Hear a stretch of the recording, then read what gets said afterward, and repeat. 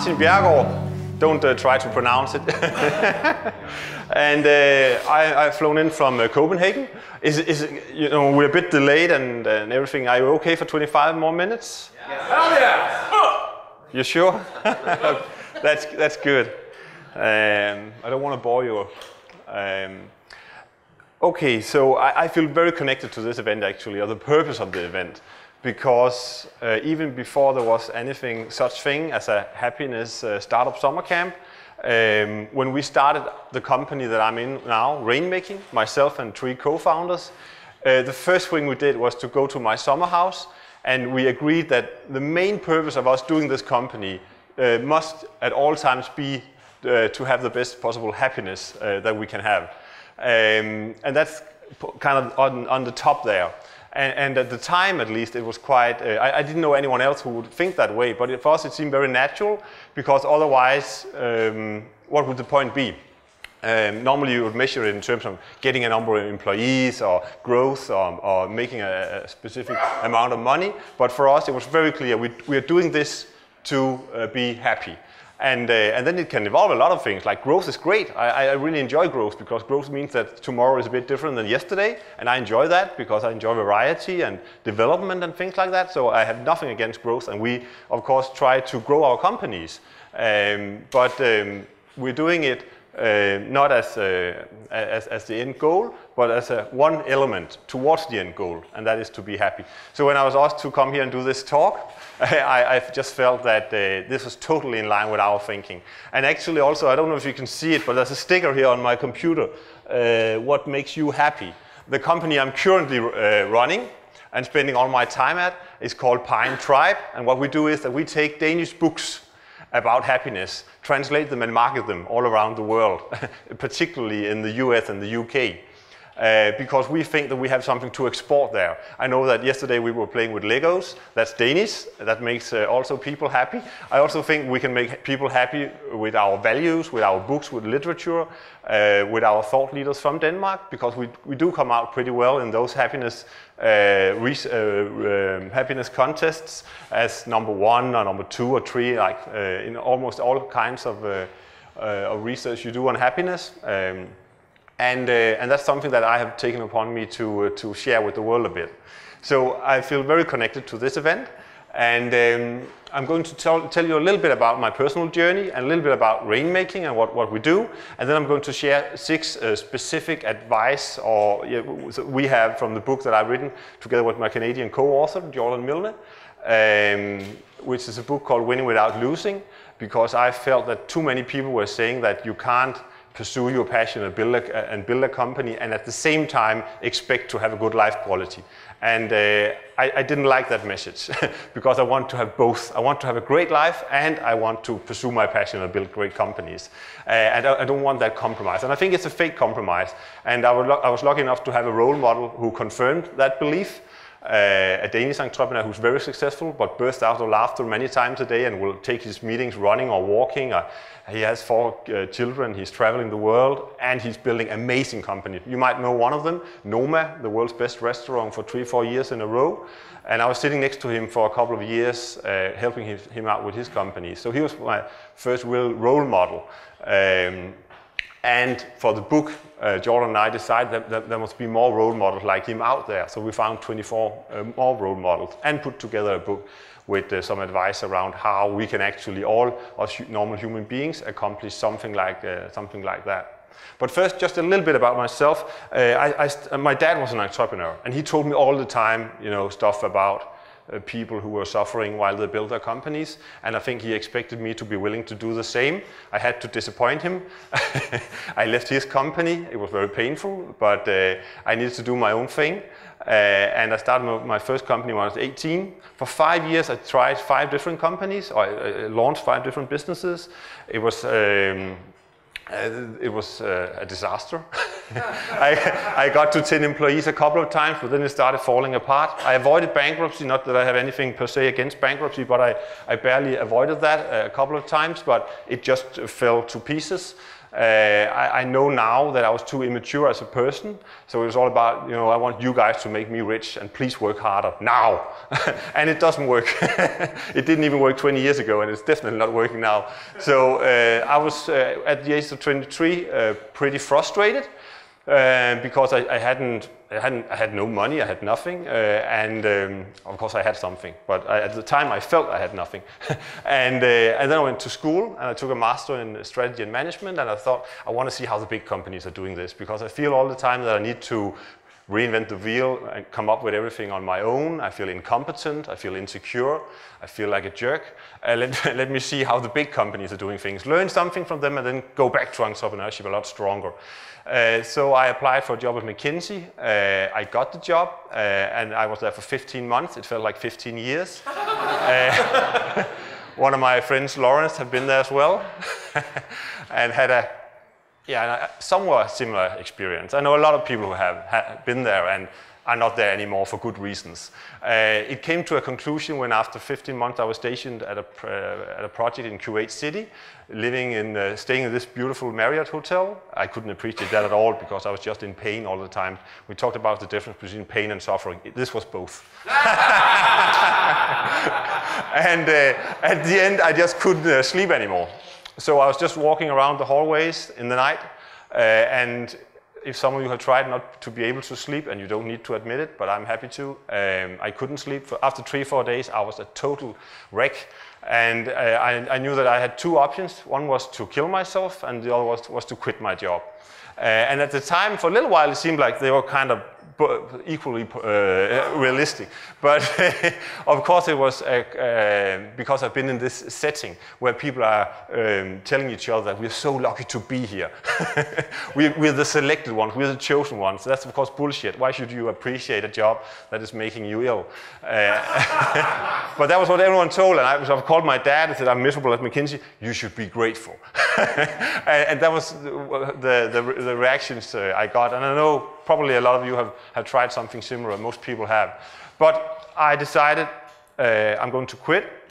So I called back home to Copenhagen and I told the nice HR woman there that I'm quitting my job, and she said, Martin, you know, come on, don't do it over the phone, come back home, we'll find an easy project for you. That was a lie, there are no easy projects at McKinsey.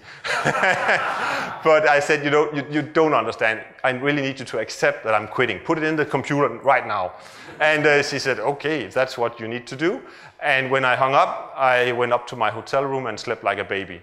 So that was my first experience of my body really telling me something. I knew that I definitely don't want to be working with big companies or consultancies after that again. So I found Klaus Meyer, the co-founder of Noma, and many other things. He has 1,000 employees now, 6-8 companies, very famous and a nice guy. Famous in Denmark, that is. He's kind of a Danish Jamie Oliver, you could say. A bit older though. But I decided that I wanted to work with a successful entrepreneur because I was very afraid still to be there on my own and being insecure. So I thought, now I have taken some education, I tick mark that box, I've been working with the big companies, but I also want to work with a role model within entrepreneurship before I go back to being an entrepreneur again. And I did that for a couple of years, it was great. And after that, while I was there, I got a business idea and I suggested it to him, and we did it together. Him as a passive investor and me as the guy who did everything. And that was fine, that was a good start. And then a little bit later, I found myself finally having a successful company. And I was sitting there, and we did 20 million Danish the first year in revenue. That's 2.34 million pounds or something like that. And we didn't need a lot of investment. It was kind of almost profitable from the beginning, or at least breaking even from the beginning. And I thought, this is great in so many ways. But after a year, I was still starting to be a little bit bored, because it was quite simple business, and I was sitting there alone with a handful of employees, and I thought I need a bigger vision. I need something that's a bit bigger than just it's selling lunches. It still is. We still own the company, and now it's like 14 million pounds in revenue and more than £1 million in profit. So it's a good company. We still own it. I'm grateful for that company. But I could feel it's not enough to fulfill me for the next 10 years. I need to do something that is a bigger vision. So together with 3 good friends, we came up with the idea of making a company factory. And that's rainmaking. We thought that if we pool our resources and make a decent infrastructure, then we can make many companies, not just one. And we were totally excited about that. And we started that for a bit more than 7 years ago. And since then, we've been starting 20 companies. We have sold 5, the ones that went well. We closed down 5, the ones that didn't. And we are now running 10 companies with a total of 200 employees from our offices in Copenhagen, London, and Berlin. And we are having a lot of fun. We are not...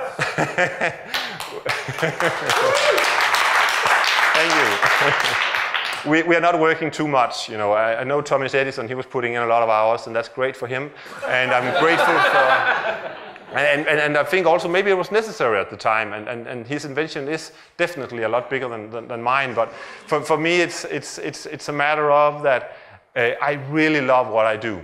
At the same time, I know if that's the only thing I do, then there will be regret sooner or later. I have a daughter. I spend tons of time with her. If I don't do that, I'm going to regret it. Or I'm going to miss out on great moments. So I, pick her up at school at 2 p.m. and just go playing with her. And when that feels right. And of course, also sometimes I bring her to a customer meeting and I say, the customers are important. You can sit and watch. Or you can play your tablet, that's okay too, but we're doing this meeting. So sometimes we're doing her things, sometimes we do my things, but I want both in my life. I want my business and my passion, and I also want the family time, the time with friends. I work out 4 times a week, that seems to be the minimum that keeps my body up and going. So I want to do that. And I want to travel the world, I want to read books, not 1 book a day though. It takes me, I'm a very slow reader, it takes me 20 hours to read a book, so it can only be 1 a month. But I want, and watch silly TV series, Breaking Bad for instance, isn't that amazing? I just love things like that. I want to have time for all those things, because otherwise there will be regret.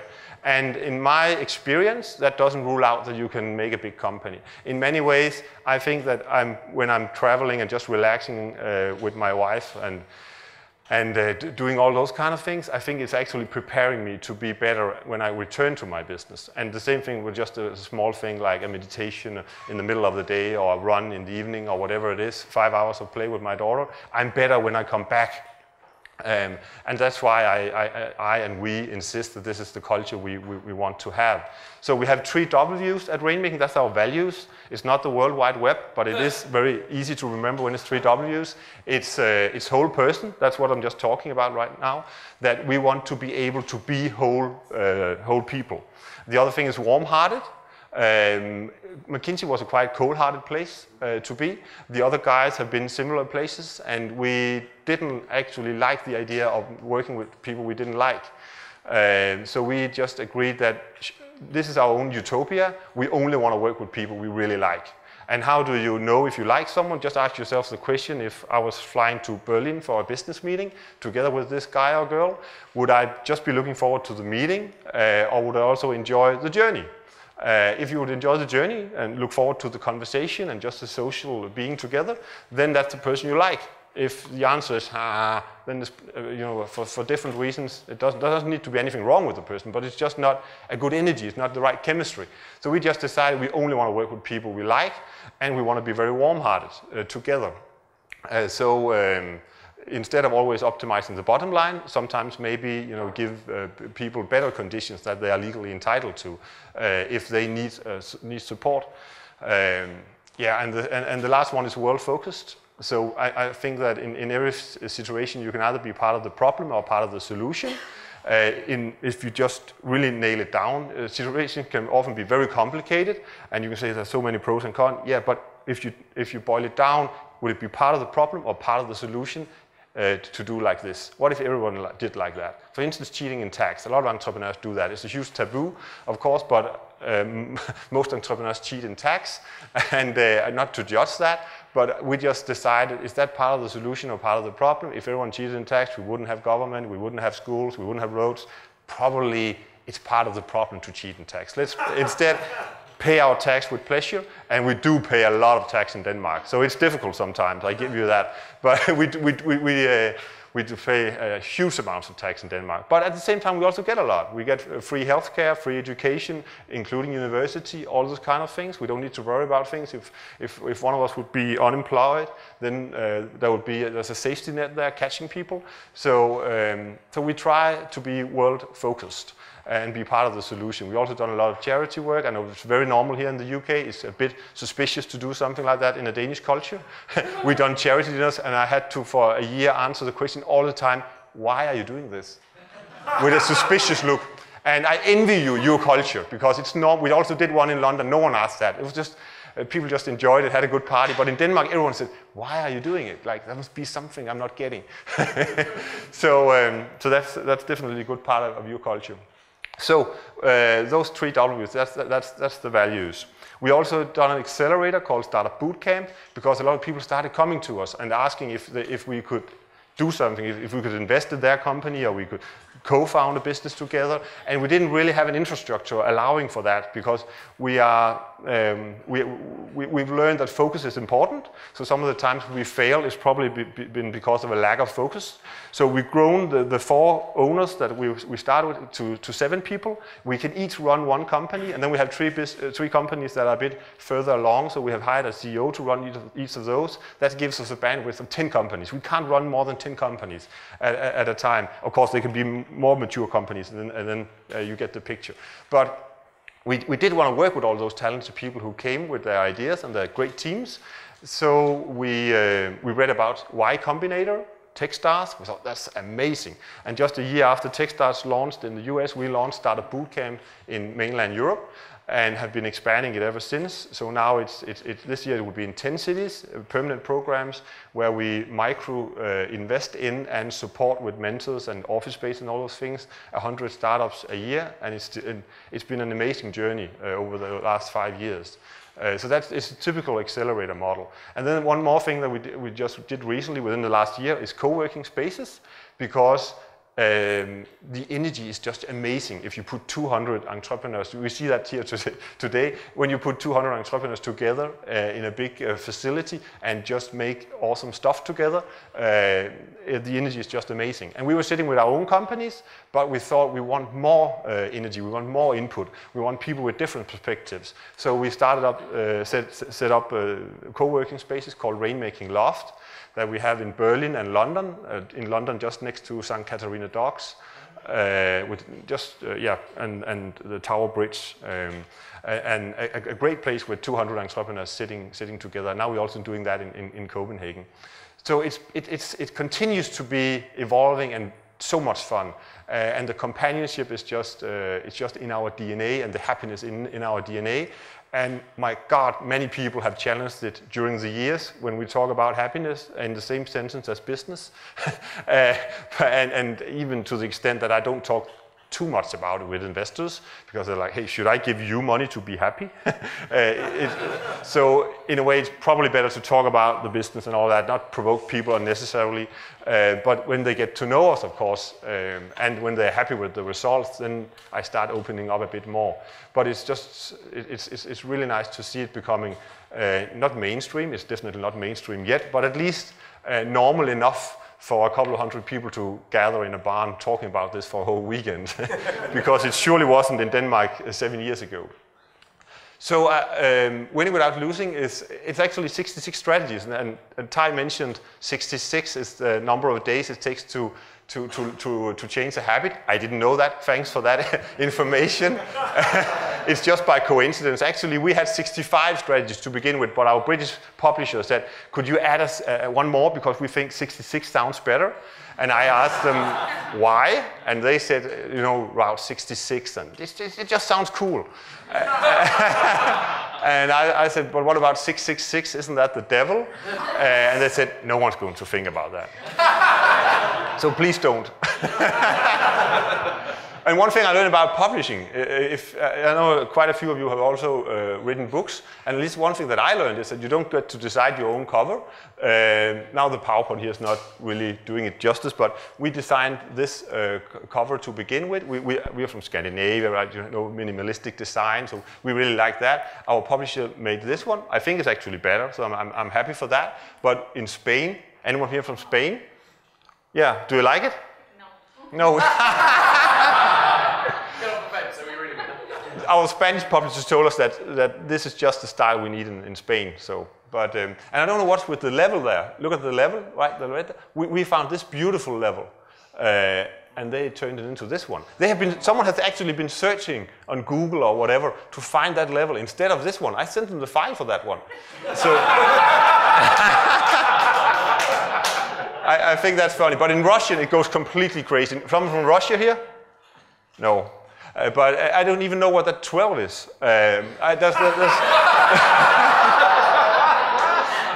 And my name is even more miserable than how you said it. but it's a bestseller in Russia, so and I get the royalty checks, so I'm afraid to ask.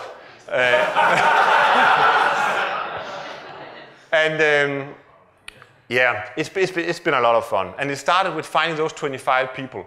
There's Klaus Meyer, my former boss, and we thought if there's one guy out there like him, the world is a pretty big place. Let's find 24 other people who are happy, balanced, and successful at the same time. And we wanted to sell books in America, so I'm sorry to admit that successful in this definition also meant that they had a minimum of $50 million or something like that, you know, thereabouts, valuation of the company. So filthy rich, very happy, and at least could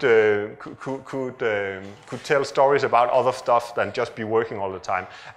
Not a story about sacrifice, but a story about having a great life, and we should believe that story. So we had to talk to a couple of hundred people before we find them, but at the end we had a group where we felt these people are really, really inspiring us, and maybe they would inspire our readers as well.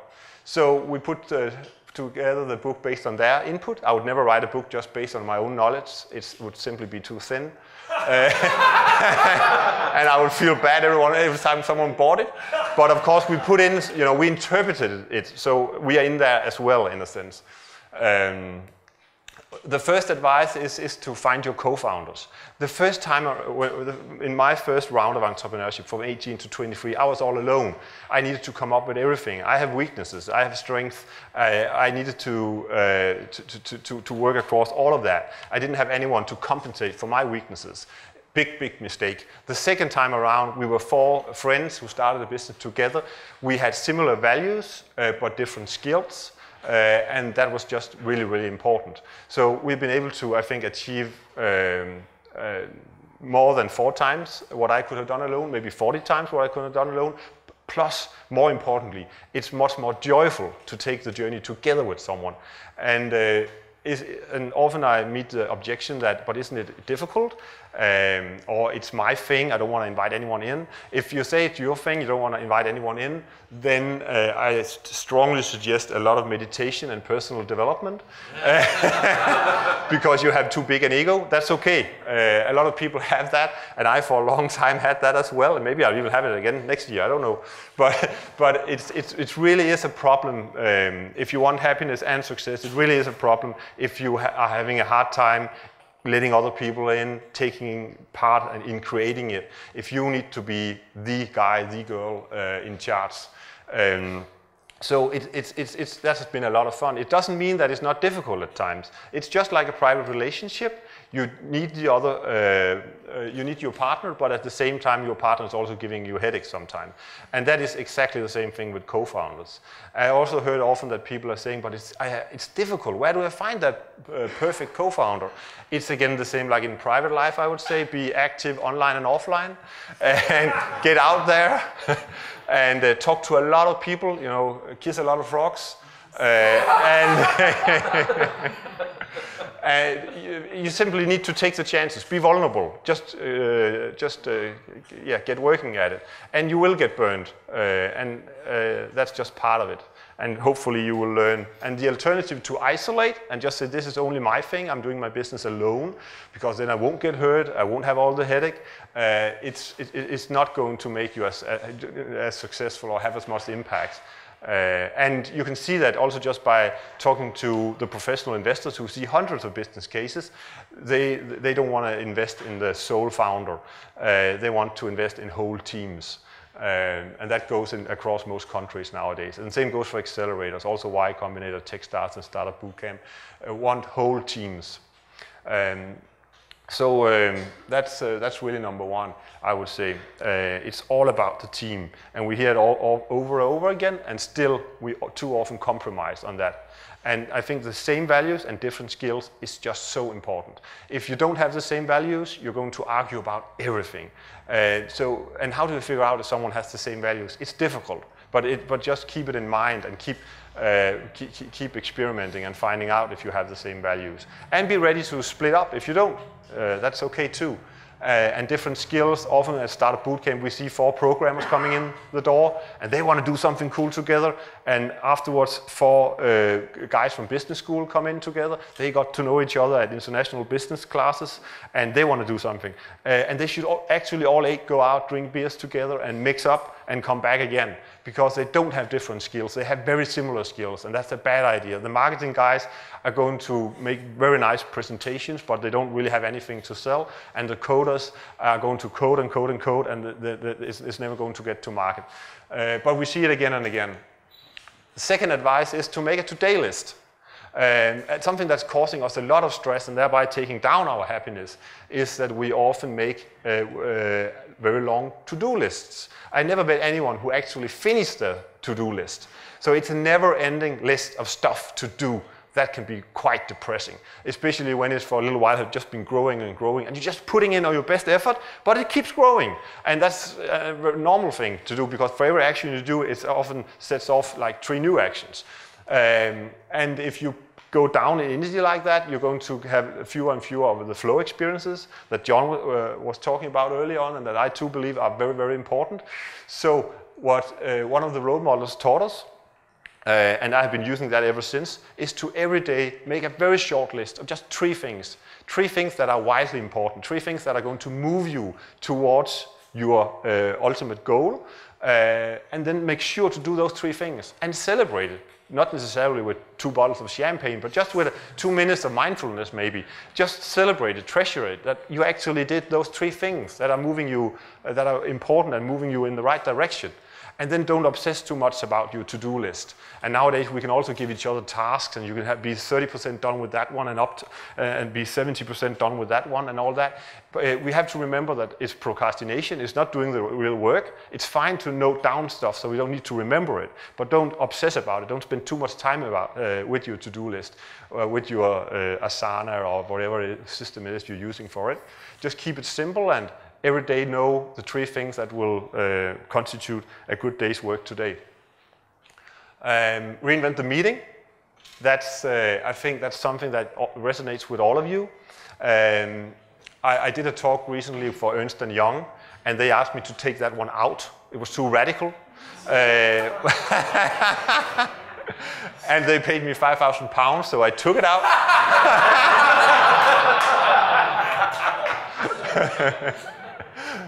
But here I can say anything I want. And I really believe that, that a meeting can be a great experience if you are just open to do something differently than walking into a meeting room, sitting down on chairs, you know, closing the blood circulation and closing the door. The air gets stale. And it's a pretty boring setting often. Of course, some meeting rooms are better than others, but still. And it's the same time for every meeting. I remember at McKinsey, I was so depressed when it was one of those rare sunny days. And in Denmark, sunny days like here in Britain can be a bit rare. And in the morning, we just went into the house, into the building, and I knew that I wouldn't be coming out again before the sun was away. So that was very, very depressing. Today, if I have a full meeting calendar and it's a sunny day, I just enjoy it, because I have at least half the meetings down in the park instead. And it's just actually walking out the door instead of walking into the meeting room. Just walk out the door instead. It's a very small habit. I think you can even break it in less than 66 days. And then go down to the park. And most people that I have, my own teams know that habit now, and they do it as well. So we have a lot of rainmaking people walking around the park all the time, and that's just nice. But external people, of course, who come to a meeting, and I said, should we, go get an ice cream in the park? So, especially the formal types. But they actually do get, I think, a good experience out of it, and also maybe they even remember it a bit more. So that's definitely something I can recommend. But I'm sure you all really buy into that. Meeting in a barn is also a reinvention of a meeting, I would say. Tell everybody about your idea. I guess that's also something that you really comes natural to all of you. I still meet a lot of people who would say something like, I got this brilliant idea, I'm going to start my own company 2 months from now. And then I ask, okay, what's it about? I'd rather not say too much now. And you probably also, all of you, met those people, and you can just feel how the energy goes down in the conversation right away. Trust goes down. You start looking, is there someone else I can talk to instead? And they miss out an opportunity to get input, to build support. And the biggest problem in the world is not that ideas are stolen all the time. The biggest problem when you're starting your business is that you'll probably be ignored. Most of us are when we start a company. The risk of being ignored is a lot bigger than the risk that someone will think your idea is brilliant and just run with it and execute it beautifully, way better than you could have done. It's not working that way. People have their own lives. We shouldn't believe so much in our own ideas that we think that other people will just steal them right away. For instance, the idea for Skype, Janus and Niklas, a Dane and a Swede, were running around everywhere and talking about this idea, trying to get support for it. People said, it's crazy, it's not going to work. We would probably think now that if we had heard about the idea for Skype before that they actually did it, then we would have realized how brilliant it was and done it, or at least tried to do it. But that's not the case. And there are tons of ideas out there right now that will be the next Skype or the next Facebook, and we just don't realize it now when we hear about it. So it's not obvious what is a good idea and what is not a good idea. And the best way to gain support and to get early customers, potential employees, potential investors, is to talk about your idea, evangelize your idea all the time. Follow your energy. John talked about flow, so I don't need to explain that now. That's nice. That will save us a minute. I totally agree that flow is amazing. I see it that way, that my responsibility is to optimize my hours in flow, not my hours working. It's easy to just go to the office and sit there for 16 hours, but have I really been productive? 16 hours doesn't tell anything about what I actually have been accomplishing in those 16 hours. What I do know is that if I sit there 16 hours, because I tried that at McKinsey, there will be a lot of ups and downs, and probably the last 6-8 hours won't be that productive. Whereas I don't want to waste time that way now where I'm self-employed. So instead I take responsibility for my own flow, which means that, for instance, I will be working 3 hours in the morning, and then I can feel that I'm losing my flow, and then I think, okay, what can I do to get back into flow? That can be different things. I'm practicing to get to know myself so I really know what it is I need. Sometimes it's the run. Sometimes it's just a nice and easy run. Sometimes it's to get to pulse 180 for 10 minutes to really clear out everything. Sometimes it's a meditation or a power nap or both. Sometimes it's just a nice walk around the block. Sometimes it's a chat with my brother on the phone. It can be different things. But my job is to get back into flow, because I'm 5 to 10 times better. That's just a random number. I'm a lot better when I'm in flow than when I'm just pushing through tasks, and that goes for all of us. And often I see people sitting there and they're just forcing themselves to do stuff, but they have lost flow. And they should much rather do something else. And it's normally a bad idea. Not I think it's ridiculous if a company would have a Facebook policy. It's because it's failed already in its culture and its mission. So I would never impose a Facebook policy. At the same time, I do advise people to not use Facebook as the break, because for the body and the mind, switching to Facebook, if you sit and work and then you say, I need a break, switch to Facebook. It's almost the same for the brain. It's tapping a bit, it's reading stuff on the screen, it's sitting in the same pose. So that's a bad break. It's a lot better break to run up and down the stairs or go out and get some fresh air, or to have a power nap or something like that. and get back into flow. The last advice, and I think time is running out, isn't it? Yeah, but it's okay. Thank you so much. Okay, the last one before lunch is just to make sure to get many attempts. One of our role models is Derek Sievers. I don't know if you heard about him. He founded CD Baby and sold it for $25 million or something like that. He actually gave that money for charity, which made him quite famous. A good idea and a nice thing to do. It was his 13th attempt. CD Baby was his 13th attempt. So when we interviewed him, we were very curious to know, what did you do differently, time number 13 compared to the other 12? And we were just ready to type it down, and we were just so excited about it. So what did you do differently, Derek? And he said, to be honest, I don't have a clue. I feel that I was just doing the same like the other 12 times. But for some weird reason, it just worked this time. And in my own life, the first 5 companies I started didn't work out. I was so grateful that I tried a 6th time. And I know so many people who stopped after 1, 2, or 3 attempts and concluded things like, I'm not an entrepreneur, or this is too difficult, or the world is evil, or I'm an idiot, or whatever. And I think it's a pity. Because you know, your failures will only make you wiser and better equipped for the next time, unless you take it personally. And that's the danger, right? And that's what you need to fight.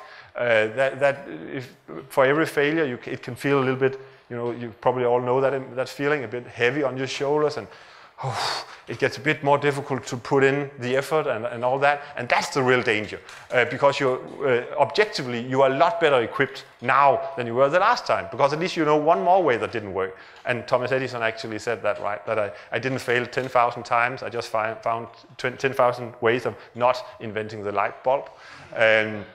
And I hope you don't need 10,000 attempts, but I would strongly encourage you to at least do 10. And that's it. Thank you.